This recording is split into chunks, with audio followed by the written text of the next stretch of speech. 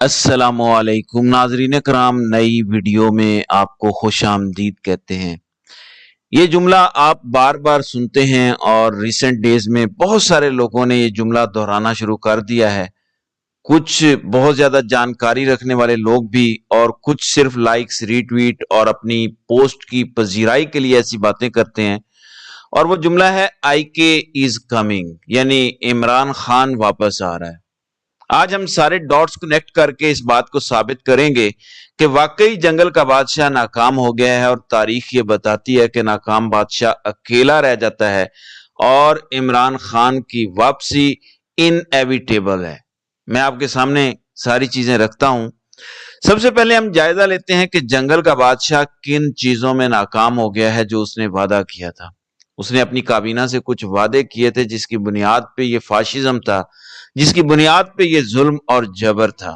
नून league के अपने लोग कह चुके हैं कि अगर जंगल के मौजूदा बादशाह के अलावा कोई और भी जंगल का बादशाह बनता तो इमरान खान को इलेक्शन जीतने से नहीं रोक सकता था। सिर्फ ये था जो हर हद क्रॉस करने के लिए तैयार था और इसके लिए कुछ शराइत थी, कुछ वादे थे जो इसने किए थे कि वो ये कर डालेगा इमरान खान को हटाने के बदले। अब सूरत हाल क्या है? पाकिस्तान वाली, ये एक ट्विटर अकाउंट है, बड़ा जबरदस्त उसने तबसरा पेश किया है। लिखते हैं कि क्या जंगल का बादशाह पाकिस्तानी तारीख का सबसे नाकाम बादशाह है। पाकिस्तानी अवाम की अक्सरियत बादशाह से नफरत करती है। यह बादशाह पाकिस्तानी तारीख का पहला बादशाह है जो इलेक्शन हार गया। कभी ऐसा नहीं हुआ कि किसी पुराने बादशाह ने इलेक्शन से पहले कुछ फैसला किया हो और नतायज उसके मुखालिफ आए हों। यह पहली दफा हुआ है और ये इसी के साथ हुआ है। फिर बादशाह सब कुछ अमेरिका को डिलीवर करने के बावजूद अमेरिका से कोई खातिर खा मदद लेने में नाकाम हो गया है। बादशाह जो अरब ममालिक से $100 अरब लाने के वादे कर रहा था, वो अरब ममालिक से एक धेला भी लाने में नाकाम हो गया है। बादशाह ने जो ऑल वेदर फ्रेंड चीन को भी नाराज कर दिया है, वो भी हमें डाउन ग्रेड कर चुका है। हाईएस्ट प्रायोरिटी से हमें सिर्फ प्रायोरिटी पर डाल दिया है। ये बादशाह अपनी तमाम तर कुवत मुल्क के टीन एजर्स के खिलाफ, बच्चों बच्चियों के खिलाफ इस्तेमाल कर रहा है। फायरवॉल लगाया जा रहा है, लोगों को घरों से उठा के माफी नामे लिखवा रहा है। छोटे छोटे बच्चे हैं, कोई 19 साल का, 20 साल का, 18 साल का है। ये नौजवान हैं जो पाकिस्तान का फ्यूचर है और ये बादशाह उनसे जंग लड़ रहा है। उन्हीं के लिए 40 अरब की फायरवॉल इंस्टॉल कर दी है। पिछले 1.5 साल में जब से बादशाह आया है, पाकिस्तान में इन्वेस्टमेंट तारीख की सबसे कम हो गई है। दहशतगर्दी जब से ये जंगल का बादशाह आया है उसमें 650% इजाफा हुआ है। ये फिगर बड़े इंपॉर्टेंट है ताकि मैंने जो अपना केस बिल्ड करना है आपको समझ आ जाए। इंडियन एजेंसी रॉ पाकिस्तान में खुले सांड की तरह फिर रही है और अपनी मर्जी से किसी भी टारगेट को मारते हैं और कोई पकड़ने वाला नहीं है। जंगल के बादशाह ने अपने 40 साल के स्ट्रेटेजिक एसेट जो हमने रूस के खिलाफ तालिबान इस्तेमाल किए, फिर उसके बाद हमने अपना मगरबी बॉर्डर 90 की दहाई में खुला छोड़ा जब उनकी वहां हुकूमत थी। हमने उनके साथ जंग की, फिर भी किसी ना किसी हद तक वो हमारे कहे सुने में थे कि हम उन्हें मुज़ाकरात की टेबल पर ले आए और अमेरिका के साथ मुज़ाकरात कराए। लेकिन जब से ये जंगल का बादशाह आया है, हमने अफगान तालिबान को भी अपना दुश्मन बना लिया। तारीख में ये कितनी बार हुआ है कि ईरान ने पाकिस्तानी हुदूद में घुस के बमबारी की हो, लेकिन जंगल के बादशाह के इस 1.5 साल में ईरान ने भी पाकिस्तान पर हमला किया और बमबारी की। और अब सिचुएशन ये है कि अमेरिका में एक एक्ट की बात हो रही है कि शायद इस पे किसी टाइम पाबंदी लग जाएगी। जाहिर है अमेरिकी ट्रेवल की तो लगेगी ही, कोई असासे वगैरह हुए तो वो भी खत्म हो जाएंगे। नाज़रीन इकराम, ये मैंने आपको चंद चीजें बताई हैं और इसमें मैं बहुत कुछ ऐड कर सकता हूं। तारीख का सबसे ज्यादा जबर करने के बावजूद भी कोई बयानिया बनाने में नाकामी, पाकिस्तान की तमाम जमातों को इकट्ठा करके एक जमात, एक हुकूमत बनाई, सिवाय एक जमात के जो बाहर थी, फिर भी वो हुकूमत नाकाम। महंगाई कंट्रोल करने में नाकाम, अवाम को किसी किस्म का रिलीफ देने में नाकाम। ये मैं आपको इसलिए बता रहा हूं कि हमें थोड़ा सा पीछे जाना पड़ेगा। जब अयूब खान अवाम में गैर मकबूल होना शुरू हुआ तो इदारे के अंदर से ही अयूब खान को जाने का सिग्नल दिया गया। फिर याह्या खान जब मुल्क तुड़वा बैठा तो इदारे के अंदर से ही उसको चलता किया गया। ज़ियाउल हक के साथ क्या हुआ ये मुझे बताने की जरूरत नहीं, पूरी कौम जानती है। پرویز مشرف کے خلاف ادارے کے اندر سے ہی پوری وکلا کمپین کو سپورٹ کیا گیا اور پرویز مشرف کو چلتا کیا گیا کیونکہ وہ بہت زیادہ غیر مقبول ہو چکے تھے۔ تو ناظرین کرام، جب بھی کوئی ڈکٹیٹر، ہماری ہسٹری یہ کہتی ہے، غیر مقبولیت کی حدوں کو چھوتا ہے تو ادارے کا ایک خودکار نظام ہے۔ اور میں یہ نہیں کہہ رہا کہ یہ کوئی پازیٹیو ہے، کیونکہ جرنیلوں پر تو ہمیں اعتراض ہے، ایک ادارے کا اس پورے ملک پر جو کنٹرول ہے، ادارہ حکومت کرتا ہے، ظاہر ہے اس کا روح رواں جنگل کا بادشاہ ہوتا ہے جو ادارے کے اوپر بیٹھا ہوتا ہے، لیکن حکومت تو ادارے کی ہے۔ وہ اپنی حکومت کو بچانے کے لیے یہ کام کرتے ہیں، کیونکہ عوام میں ایک حد سے زیادہ جب ادارہ غیر مقبول ہونا شروع ہو جاتا ہے تو جنگل کے بادشاہ کا جانا ٹھہر جاتا ہے۔ اگر ہم ہسٹری کو دیکھیں، اور میں نے آپ کو جنگل کے بادشاہ کی ناکامیاں گنوائی ہیں، کچھ لسٹ بہت لمبی ہے، لیکن جب ادارے کی اس حد تک بدنامی کی بات آ جائے، کوئی وردی میں باہر نہ نکل سکے، تو پھر خودکار نظام حرکت میں آتا ہے اپنے اقتدار کو بچانے کے لیے، اپنی ساکھ کو بچانے کے لیے۔